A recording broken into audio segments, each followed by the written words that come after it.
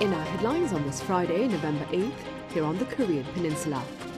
The US Federal Reserve lowers its lending rate by 25 basis points to the 4.5 to 4.75% range amid easing inflation and stable labor market conditions. Meanwhile, Russia's Vladimir Putin raises the possibility of military exercises with North Korea, highlighting the defense deal signed between Moscow and Pyongyang back in June. Over in the US, the Trump camp is preparing for its transition into the White House, having won the majority of the electoral votes and appears to be leading the popular vote as of now.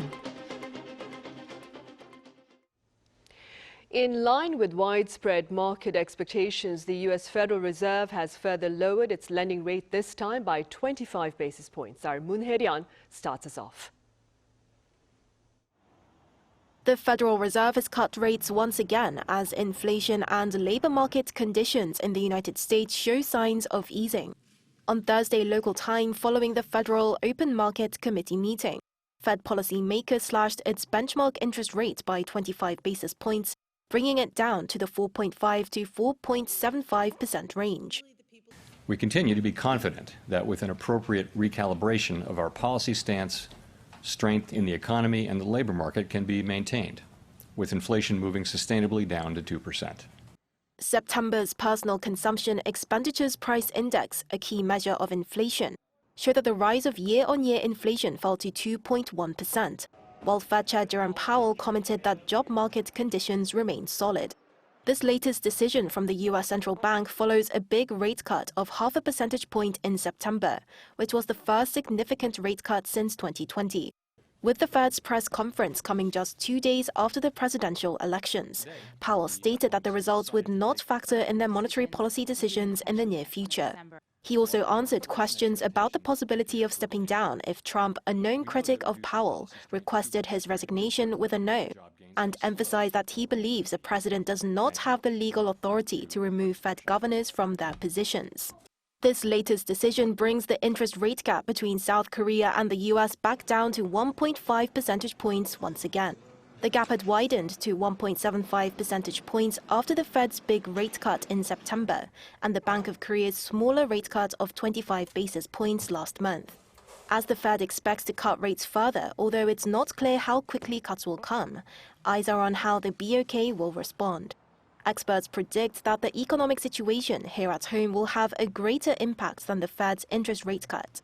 What may be a bigger effect on BOK's decision is lower than expected growth rates that we had for the third quarter, which was only 0.1%. Rather than 0.5% that the BOK had estimated beforehand. The BOK is scheduled to hold its final monetary policy meeting of the year at the end of November. Moon Hye-ryun, Arirang News. And Korea will expand its risk management efforts in response to potential volatility in money markets. Remarks to this end were shared by Finance Minister Choi Sang-mok, who added the government's 24-hour monitoring mechanism, currently focused on the situation in the Middle East, will now include the financial and foreign exchange markets.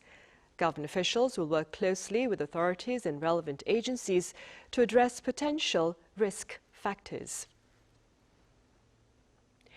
In other news, Russia has raised the possibility of military exercises with North Korea, whose troops are suffering casualties in the Kursk region, according to Ukraine. Our Lee Seung-jae has the latest. According to TASS news agency on Thursday, Russian President Vladimir Putin raised the possibility of Moscow and Pyongyang holding joint military exercises. During his remarks, he cited the Comprehensive Strategic Partnership Treaty he signed with North Korean leader Kim Jong-un in June. The treaty includes a mutual defense clause for military assistance in the event of aggression by another state. Putin added that the treaty is nothing new, comparing it to a previous Soviet-era treaty that has since expired. Meanwhile, Ukrainian President Vladimir Zelensky announced on Thursday that some of the 10,000 North Korean troops deployed to the Kursk region were involved in combat, resulting in casualties. However, Zelensky did not mention the scale of North Korean casualties. He added that if no corresponding measures are taken in regard to the North Korean troop deployment, more will be sent to Russia to assist them in the ongoing war.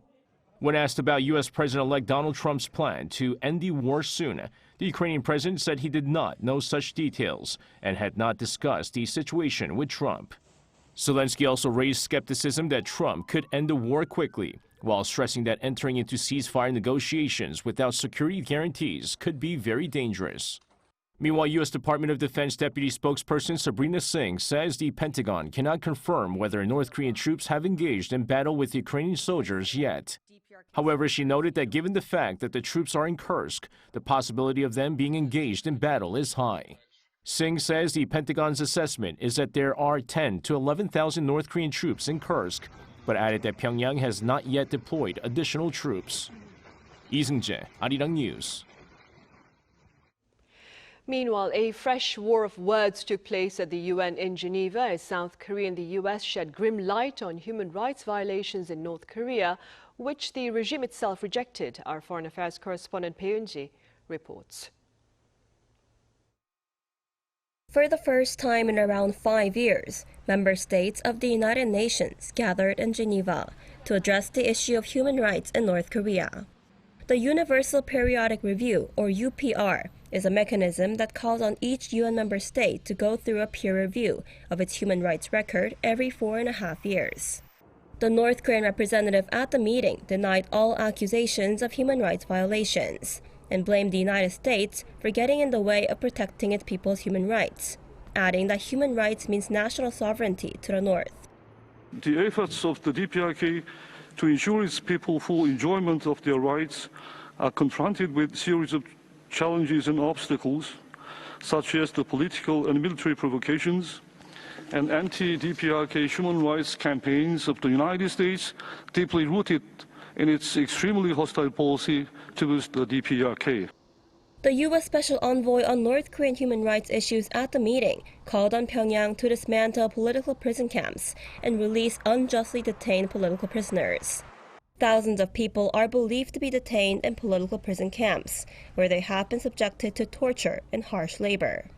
But another North Korean official stressed that there are no such things as political prisoners or political prisoner camps in the North.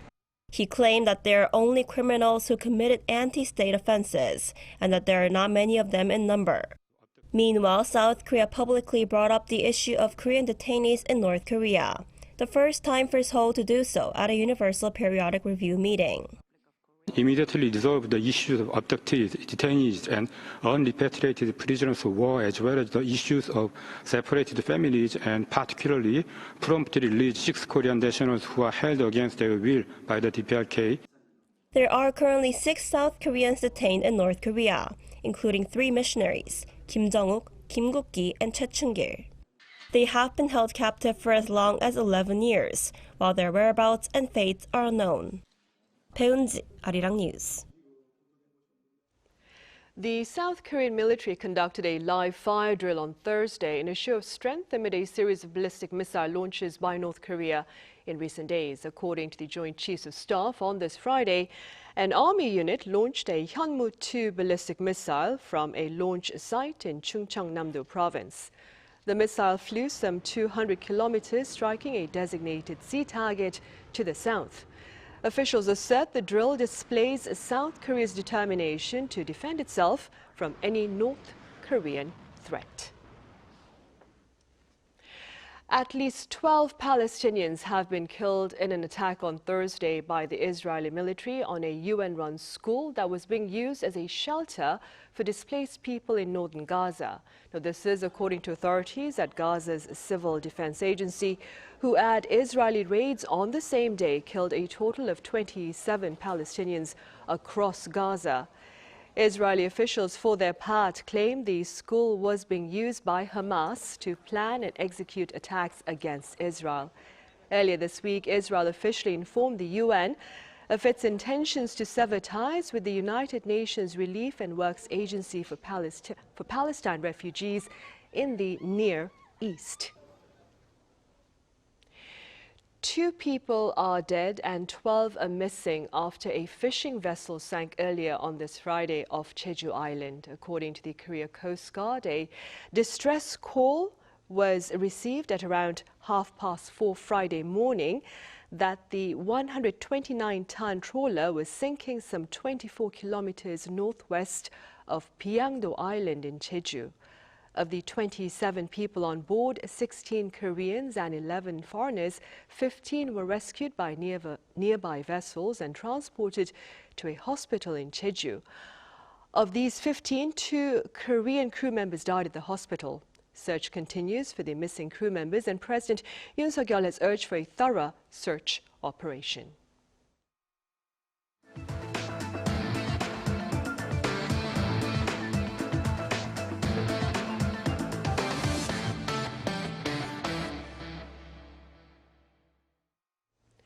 The U.S. presidential transition process is underway, and Team Trump has named its campaign manager, Susie Wiles, as the new White House Chief of Staff. Our Kim Bo-kyung reports.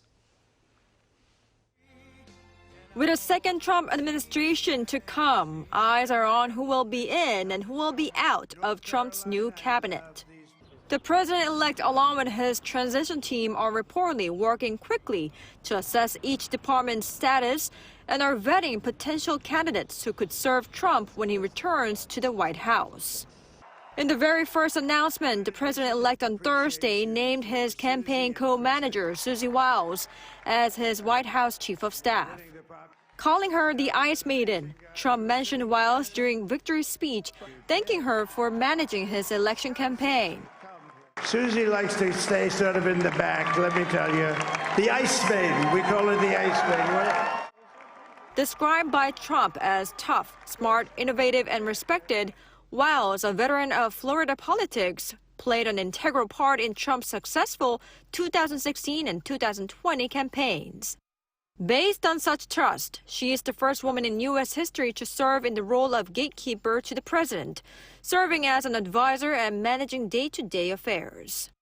The names of some key figures are reportedly being considered for positions in Trump's cabinet, and among them are former independent presidential candidate Robert F. Kennedy Jr., who is expected to play a major role related to public health agencies, and Mike Pompeo, tipped as a top contender for the role of defense secretary.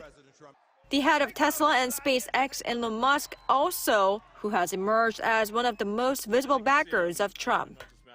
President Trump must win to preserve the Constitution. He must win to preserve democracy in America. Before Trump confirmed victory, the tech billionaire pledged to overhaul the federal government as a secretary of cost-cutting, with Trump reportedly having concentrated on the idea of Musk leading a new department of government efficiency. Kim Bo-kyung, Arirang News. And U.S. President Joe Biden has pledged a peaceful transfer of power. Speaking at the White House on Wednesday, President Biden vowed an orderly transition of authority at the White House. Now, during talks on the phone with Mr. Trump, President Biden also reportedly spoke of working together with Trump's camp as it prepares to take the reins of the top office. He also asserted that the latest presidential election was fair and transparent. Here on the local front, President Yoon is poised to preside over an economic and security meeting this coming Sunday as the White House prepares for a power transition next January. The Yongsan presidential office has pledged a proactive approach to policies drafted by the incoming Trump administration by closely monitoring major shifts in direction. Sunday's emergency meeting will be attended by the Ministers of Economy and Foreign Affairs, as well as President Yoon's top secretaries. As shared earlier this week, Korea's ancient old practice, that is, of making fermented sauces known as jang in Korean, is likely to be listed as an intangible cultural heritage by UNESCO. Our culture correspondent Song Yujin has more on the broader implications of this reality. It's a bright weekday afternoon at a jang farm in Anseong City, Gyeonggi-do Province. Workers here are busy with what's called galmuri, removing impurities and evenly mixing soybean paste to ensure the perfect fermentation of jang. A staple in nearly every Korean dish, jang refers to soybean-based fermented foods like doenjang, ganjang, gochujang, and cheonggukjang. This farm is operated by one of South Korea's 12 government-certified jang masters. It's important to use high-quality soybeans and natural, unfiltered water. Making jang is more than just soaking meju, the soybean bricks in brine. The pots are carefully sterilized, and we add red pepper, the fruit jujube, and heated charcoal to purify the mixture. The traditional process of jang-making involves boiling soybeans, mashing them to create meju, fermenting and drying them, and soaking them in brine. This age-old practice has been nominated as a UNESCO Intangible Cultural Heritage of Humanity, a recognition given to traditions passed down through generations that reflect cultural diversity and promote sustainability. This nomination represents 5 years of efforts by the Korea Heritage Service, jang masters, and various experts. We emphasized how jang-making is passed down from mother to daughter, highlighting the important role women play in food preservation. It also supports sustainable growth in farming communities and is environmentally friendly, using no chemicals in the fermentation process. If designated, supporters hope the status will spotlight jang's many benefits, both within Korea and internationally. Doenjang can keep its beneficial bacteria alive for 10 to 20 years at room temperature, as does doenjang. Foods like this are unique to Korea, and I take pride in this tradition. I hope UNESCO's recognition will help educate Koreans on how jang purifies the blood and cleanses the intestines. Jang is central to its unique flavors of Korean cuisine that continues to gain popularity worldwide. But since it's a daily staple, many Koreans tend to overlook its value. We hope this inscription will help raise appreciation and preserve this tradition. So jang-making is a tradition that has shaped Korean cuisine for over 8,000 years. UNESCO will decide whether to inscribe it as an intangible cultural heritage at its 19th session of the Intergovernmental Committee for the Safeguarding of the Intangible Cultural Heritage next month in Paraguay. 송유진, Arirang News. The Dongdaemun Design Plaza in downtown Seoul marks its 10th birthday this year, and in light of this occasion, a special tour is being offered to those interested. Our Park Gun-woo had a first-hand experience. Breathing in the autumn breeze from way above the ground. This is now possible as Dongdaemun Design Plaza, a landmark in central Seoul, has opened its rooftop to the public from late October to commemorate its 10th anniversary. Tourists can experience being on the very top of the DDP among its asymmetrical aluminum panels and succulent sedum plants. I'm now out on this thrilling tour walking on the roof of this 29-meter tall structure. It's a bit shaky and slippery, but tied to this strong rope with this helmet on, I can't feel any safer. The tour safety system is certified by DECRA, a global testing and inspection company. Local safety organizations also inspected the area for 9 months. Accompanied by safety personnel, only 10 people aged 18 to 70 and weighing under 100 kilograms can take the tour due to safety issues. One of the best parts is that you can take neat pictures with Seoul's famous tourist attractions behind you, including Namsan Tower and Dongdaemun Gate. It was fantastic coming up here and seeing the panorama of Dongdaemun. It seems like this place put a lot of effort into safety, so it feels extremely safe. As Dongdaemun is usually known for its shopping districts, I want to tell people that this place is also a great tourist spot. I think it can be a new trendy tourist spot for a lot of foreigners. For now, it's a free pilot program running twice a day from Friday to Sunday until November 17th, but a paid tour is in the pipeline. This type of rooftop tour is probably the first in Korea. We'll increase the number of tours next year by preparing more fun content along with safety measures. Park Gun-woo, Arirang News.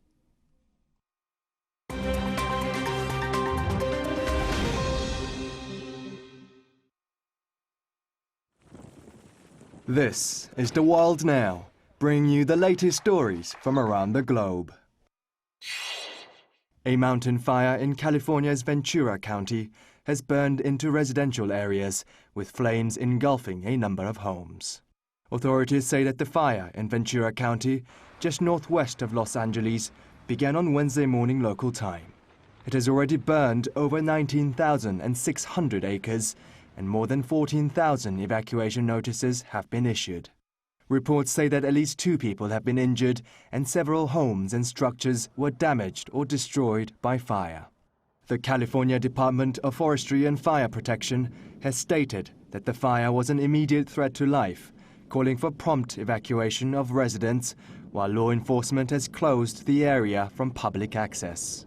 Now, the U.S. National Weather Service has also issued a particularly dangerous situation red flag alert as the fire has spread quickly, driven by strong winds.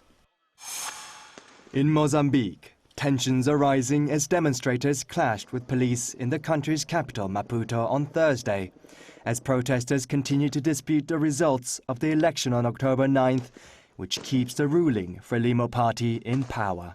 Mozambique's election authorities said the Frelimo party won the general election, but civil society groups and the opposition presidential candidate, Venancio Mondlane, said it was a fraud and that the Frelimo party registered almost 900,000 fake voters among the country's electorate of 17 million.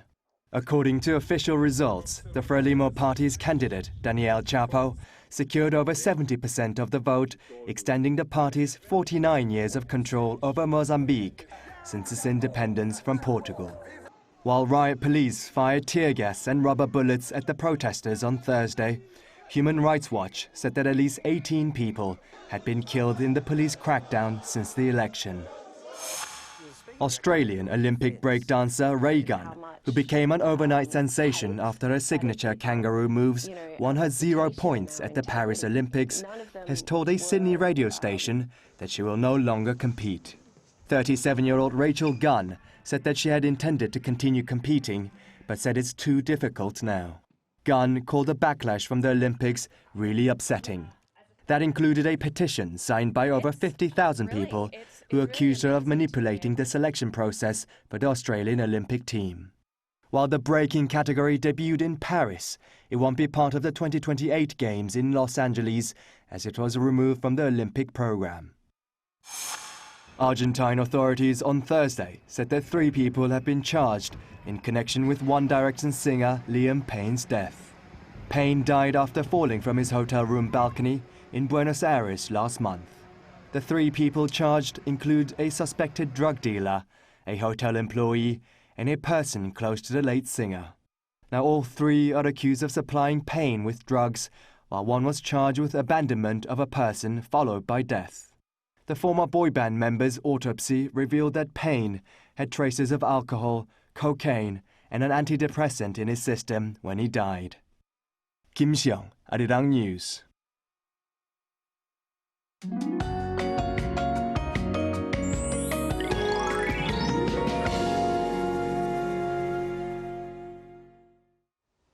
Early winter cold, which has been going on for several days, is off this afternoon. Most parts of the country stayed mild today, slightly below 20 degrees Celsius. Tomorrow and Sunday, the morning temperature in Seoul will be around 10 degrees, more than 5 degrees higher than today. For the time being, the daily temperature differences will be as large as around 15 degrees in inland areas. This weekend will also be a little cloudy, but with warm conditions during the daytime. It will be good to do outdoor activities. However, it is expected to rain sporadically on Jeju Island on Sunday. Please take an umbrella when you go out. Tomorrow, Daejeon and Gyeongju will start off at 7 degrees, Gwangju 9 degrees.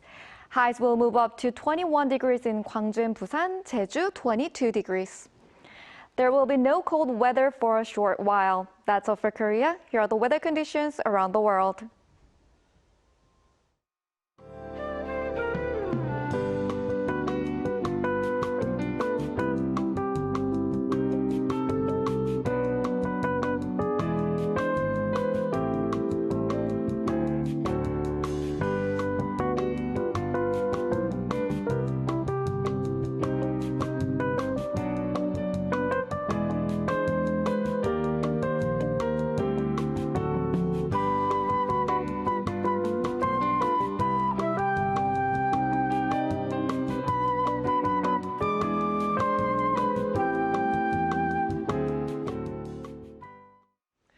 Those are the headlines at this hour here in South Korea. Coming up right after this break is our panel session. Do stay with us. Thank you for now.